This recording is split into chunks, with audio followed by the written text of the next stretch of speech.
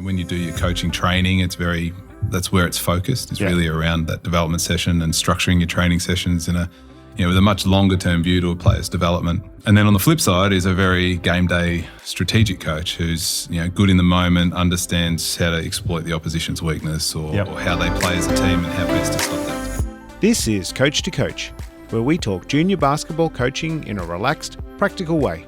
I'm Jace, and these are your fast break chats. Let's get into it.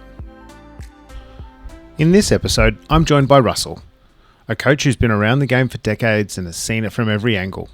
We dive into how his approach has evolved over time, how he balances player development with game day strategy, and what it really means to read the game. A great chat for any coach finding their rhythm, practical, reflective, and full of those little insights that only come from experience. Tell us, how long have you been coaching?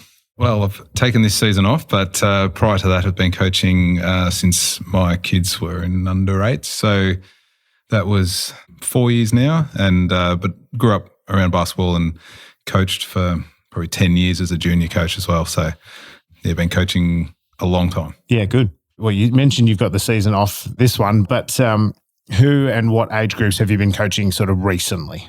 So recently it's just been from under 8s through to under 11 boys and same sort of age groups for girls as well. Yep. I'm sure at one stage you'll do a podcast on the differences between coaching the two. No doubt. But very enjoyable and seeing I think what we're going to talk about today will be good to see both sides of the coin. Yep, excellent. It's a slightly curly question. Why do you coach? And the answer could be as simple as I put my hand up at the wrong time in the wrong room and all of a sudden I was a coach. Well, I coached as juniors, so growing up playing basketball, played for Blackburn Vikings, and as part of that, as they do now, a lot of these clubs ask those players that are playing at the senior level to give back.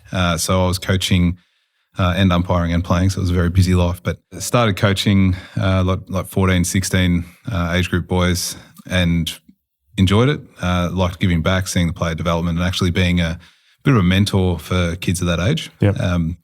So I think, much like yourself with young boys, they can get into a bit of trouble if they're left on their own. Yes. So it's good to be as present as you can, and basketball coaching is a good way to both impart some wisdom but also be around your children and their friendship groups and their friends' parents as well. Yeah, absolutely. There's amazing networks and communities that build from it all. It's very encouraging. All right, so was there someone who had an influence on how you coach along your journey? Good question. So growing up, I had a number of coaches. Thinking back that long ago is going to be tough to pull names. That's all right. Could just be my under-12s coach. Yeah, I think we had a lot of probably more traditional coaches yelling at the sidelines, very verbal. Yep. Pushing very competitive coaches. And I think that's reflective of my style as well. Yep. So probably not one individual coach, but a lot of different coaches along the way. So you're influenced by coaching of 20 years ago. Yeah, definitely. I think that's, as a player, I was very much a bench warmer for a number of years. Yeah, okay. And then, once you go through puberty and things like that, your size starts to change and you grow, you might get that extra half foot. But I think that really was reflective then of putting in the effort and paying a dividend. So yeah, that makes sense. I think I saw that, and that's, held true not just in basketball, but in everything else. Yeah, and a lighthearted one, do you have a favourite professional player at the moment? Anyone you buy their jersey for? Edwards, probably. Yeah. I think he's just explosive, and I think he'll continue to develop as well. Yeah. So. Yeah. All right. So just gives people a little bit of an insight into who you are and where you sit with things. We were sitting on the side of a court a couple of weeks ago talking about coaching basketball. We do that a lot. Yep. And you mentioned something about sort of two facets of coaching, which was training side of things and game day strategy. And I thought that was a curious topic. Can you elaborate on that for us? Can you talk us through sort of what that meant for you and how I guess it applies to your experience? Yeah, I think so that in my mind there are two very different styles of coaching. Yep. In a perfect world, you're going to mix them both, and I think every coach will have a combination of both sides. But the first one's really that training and development coach, which when you do your coaching training, that's where it's focused. It's really around that development session and structuring your training sessions in with a much longer term view to a player's development. And then on the flip side is a very game day strategic coach who's, good in the moment, understands how to exploit the opposition's weakness or how they play as a team and how best to stop that team. So thinking about it in the car on the way here, I think I'm probably 80% game day, 20% skills and development. And that's sort of reflective in how I conduct myself on game day, how I structure my training sessions. And say, talking to my own example of 80-20 is very, my training sessions are very, we spend a lot of time on some set plays and, running a bit more structure as opposed to practicing our dribbling and finishing certain finishes and things like that. So, whereas on the flip side, you'll see someone that's maybe 20-80 and, the training sessions are still very fundamentals, dribbling, shooting, passing, things like that. So it's talking about my coaching journey and that transition. I think I was very fortunate to have a under-9s girls team that was probably a little bit more advanced and we could step into that game day strategy, and I think I really enjoyed that. And I think naturally I want to take that team there and leave that 80% development, fundamental training-based training style to some of the other coaches that are happy to do that. So very much looking forward to my kids pushing up into under 14s, under 16s, where that becomes a bit more focused. So yeah, and I think my daughter's trained with you, and I saw her game smarts improve exponentially through the season. In fact, you've coached my son as well. So and they've got the skills, like the kids that you and I have sort of been involved with over the last few years. That not short on skills. They can dribble, Correct. They can shoot. So that game day strategy stuff becomes actually really important to take them through that next, this next few chapters of basketball, because it's what starts to differentiate great teams from, well, for want of a better word, average teams who don't take it seriously enough, because it's a mental investment. As much as it's a physical one. You'll see as well, a lot of say on a domestic level, the Saturday game, you might get 1 hour as a team every week, which is very hard to get through everything. So, in my mind, that's how do we play as a team? How do we best move as a team? Yeah, great. Let's have a few options for game day, a couple of different defensive structures, a couple of offensive structures.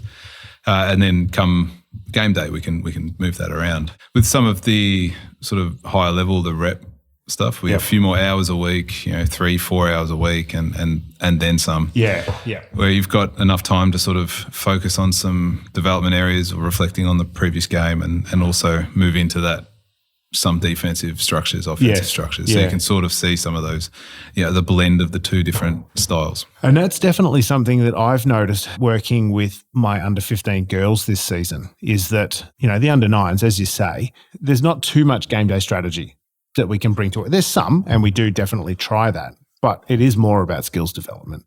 But the under 15s, I'm getting frustrated because by the time they actually rock up and put their phones away and put their water bottles and chat and catch up on the day, I've got about 45 minutes. I need to use that 45 minutes as wisely as possible. And to be honest, from this chat, I can't help but think I need to probably turn some of my focus to more strategy than skills at the moment. Or at least just, weight it a different way. There's you can always give them homework, but getting 15-year-old girls to do that might be a push. Yeah. I thought about it. That's as far as the thought went was, that's a good, no, not going to happen. I think if you can help them, they might be able to come and run one-on-one sessions with some of the other girls and they might enjoy teaching and therefore developing their own skills in that facet as well. But it's tough when you've only got an hour a week. So it's a tricky one, isn't it? All right. Well, look, I think this has been a good topic to cover, because it sort of means that new coaches can know that it is difficult to cover all of these bases. It is, because I think that's one of the hardest things when you first start coaching, certainly for myself, is that you go, what are the priorities? And that's what I'm aiming to achieve with this information and this podcast, is so that people can feel like they are not alone, I guess. It's pretty tough to know what to do, especially if you're a first-time coach, junior coach, parent coach. I think the coaching courses that you do as an entry-level coach are really good in teaching you some drills for fundamentals. Yeah. And I think that's where you have to start, particularly under 8s, under 10s. Yep. As the boys and girls start playing representative basketball, that's when a bit more strategy comes in, and just teaching that game awareness about, hey, I'm playing on number 40. He's not very strong on his left hand. I need to overplay the right hand. Yeah. And being that game day coach will pick that up and help the team identify opportunities, right, to exploit the opposition. Do you think that, because I have been sort of coaching these under 15s this season, that's been my biggest challenge is reading the game, and I'm 7-8 games into the season, and I'm still going, oh wow, I'm paying attention to different facets of the game. Do you think there's any way that you can sort of fast track that game day reading, or is it just a matter of experience? I think it's experience. I think I'm blessed having played basketball for 30 odd years, and across all levels, from bench warming through to captaining.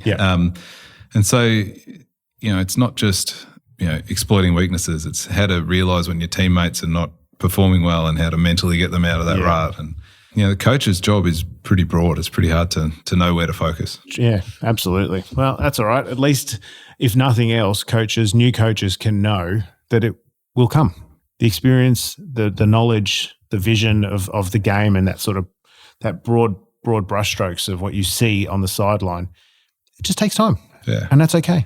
I think as well, the one word of advice is a lot of coaches get stuck watching what's happening with the ball. Yes. So once you sort of step back and you can see whether your players are playing split line or they've got a couple of lazy defenders, or it starts to really you step back a little bit and see the whole court, and who's quick, who's slow, who's got a left hand, who's got a right hand. And I must admit, I can see how that, having now, been opening my eyes to the game a bit more in the last few rounds, I can see how that's an important piece of advice is, the ball's almost going to move itself.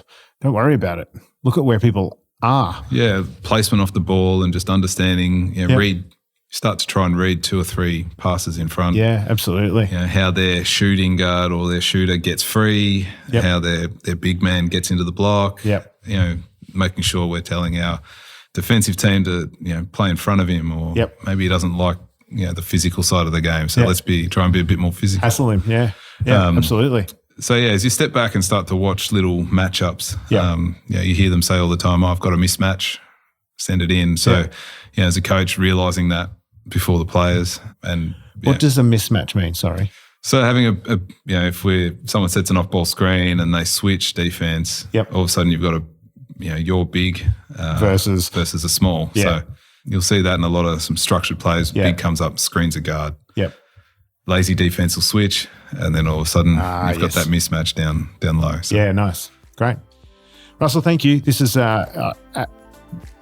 these conversations are exactly why I wanted to do this podcast. So I wanted to be able to share this wisdom with a broader audience, because I know sure as heck that I'm getting a lot out of it. And I really appreciate you coming down, having a chat with us, and sharing your thoughts and wisdom. So much appreciated. Not a problem at all. Excellent.